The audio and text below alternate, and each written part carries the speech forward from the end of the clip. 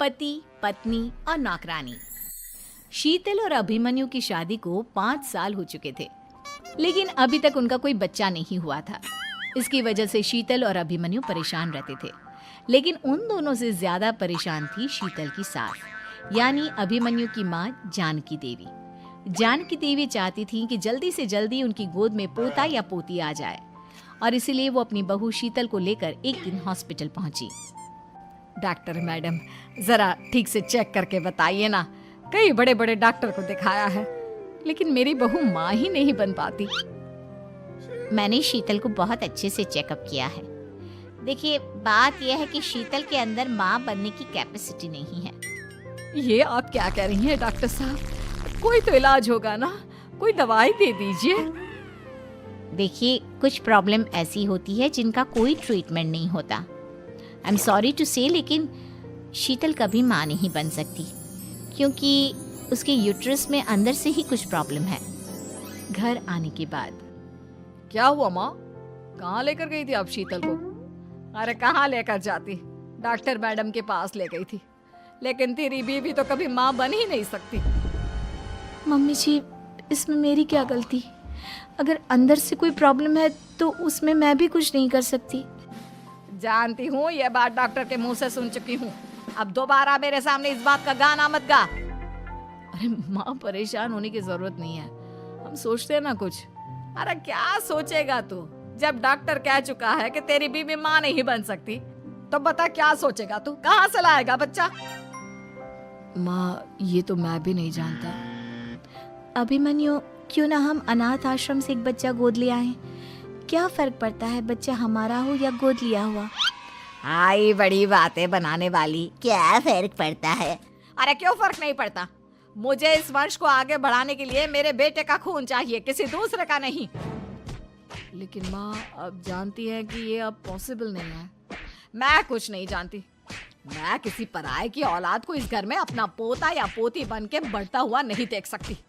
मेरा वंश मेरे बेटे के खून से ही आगे बढ़ेगा। लेकिन मम्मी जी, ऐसा कैसे हो पाएगा? आप अच्छी तरह जानती है ना, मेरा और अभिमन्यु का बच्चा नहीं हो सकता। तो मैं अपने बेटे की दूसरी शादी करवाऊंगी, और अपनी दूसरी बीवी से ये मुझे बच्चा पैदा करके देगा। ये आप क्या कह रही हैं माँ?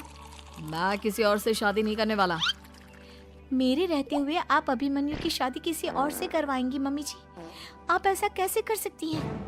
तू बस देखती जा बहू, मैं ऐसा कैसे कर सकती हूँ। कुछ दिनों के बाद, अभिमन्यु, मैंने तेरे लिए लड़की ढूंढ ली है। माँ, मैं आपको कितनी बार समझाऊं? मुझे किसी से शादी नहीं करनी है।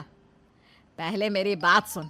ये जो चमेली है ना, हमारे घर में काम करने आती है, वो तुझसे शादी करने के लिए तैयार है। मम्मी जी, आप अभिमन्यु की शादी एक नौकरानी के साथ करवाएंगी? वो इसलिए क्योंकि चमेली दिखने में बहुत खूबसूरत है, बच्चा भी सुंदर ही होगा। मम्मी जी, लेकिन एक बच्चे के लिए अपने बेटे की शादी नौकरानी के साथ करवाना, क्या ये सही है? अगर अभिमन्यु ने शादी नहीं की ना, तो मैं अपनी जान दे दूंगी। अब देख लो, अगर तुम्हें अपनी माँ की जान प्यारी है तो तुम्हें इस नौकरानी के साथ शादी करनी ही होगी। इस तरह जानकी देवी अपने बेटे अभिमन्यु की शादी नौकरानी चमेली के साथ करवा देती है। कुछ दिनों के बाद, नौकरानी से मालकिन बन के तो मजा आ गया। अब तो मैं इस घर की मालकिन हूँ।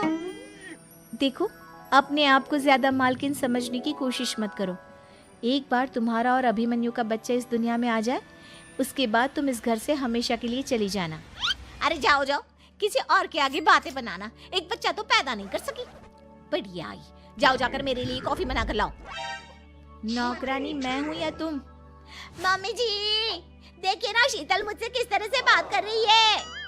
शीतल, तुम्हें पता है ना चमेली प्रेग्नेंट है, मेरे बेटे के बच्चे की माँ बनने वाली है। वो जैसा कहती है वैसा करो। लेकिन मम्मी जी, वो मुझे नौकरों की तरह ट्रीट कर रही है। अरे तो करेगी ना, वैसे भी बहू तुम हो किस काम की? एक बच्चा तो पैदा नहीं कर सकती। जाओ अब घर के सारे काम करो और चमेली को आराम करने दो। थैंक यू मम्मी जी, भगवान आपका भला करे। आप नहीं होती तो मैं नौकरानी से महारानी कैसे बनती। देखो, तुम्हें जो चाहिए सब मिलेगा।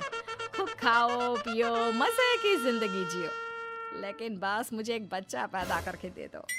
कुछ दिनों के बाद, मम्मी, बच्चे के लिए आपने मेरी शादी चमेली के साथ करवा तो दी, लेकिन दिन और रात का चैन मिट गया है।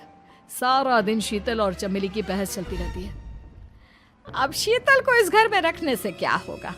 मैं तो कहती हूँ उसे घर से निकाल दो, है भी किस काम की। मैं ऐसा नहीं कर सकता माँ, वो मेरी पत्नी है, उससे बहुत प्यार करता हूँ मैं। तुम्हारी पत्नी चमेली है, चमेली, उससे प्यार करो। अरे तुम्हारे बच्चे को जन्म देने वाली है वो। अभिमन्यु, मैं खुद ही इस घर से चली जाती हूँ।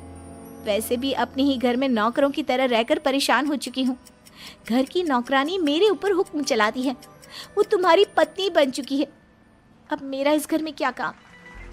अभिमन्यु के बार बार रोकने पर भी शीतल उस घर से चली जाती है। कुछ दिनों के बाद चमेली एक बच्चे को जन्म देती है। भगवान ने मेरी सुन ली, मेरे बेटे का घर भर गया, उसका अपना बच्चा इस दुनिया में आ गया। मम्मी जी, बच्चे को हाथ लगाने से पहले मेरी एक शर्त तो सुन लो। तुम कहना क्या चाहती हो चमेली? आपकी मम्मी को बहुत शौक था ना अपने पोते को खिलाने का। अब देखो, इस दुनिया में हर चीज की कोई ना कोई कीमत तो होती है। तुम अपनी आधी प्रॉपर्टी मेरे नाम कर दो, बच्चा तुम्हारे नाम।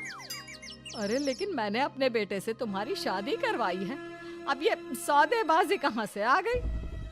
जो औरत अपनी बहू को घर से निकाल कर एक नौकरानी के साथ अपने बेटे की शादी करवा दे, वो तो सौदेबाजी कर ही सकती है ना। उसका कैसे भरोसा कर सकते हैं? मुझे बस आप लोगों की प्रॉपर्टी चाहिए, उसके बाद ही बच्चे को आप हाथ लगा सकते हैं। मैंने कहा था ना मम्मी, आप गलत कर रही हैं। देखिए, उसका नतीजा आपके सामने है। जब शीतल को पता चलता है कि अभिमन्यु और चमेली का बच्चा दुनिया में आ गया है, तो वो अपने घर पहुंचती है। अभिमन्यु, कहाँ है आपका बच्चा? क्या मैं उसे देख सकती हूँ?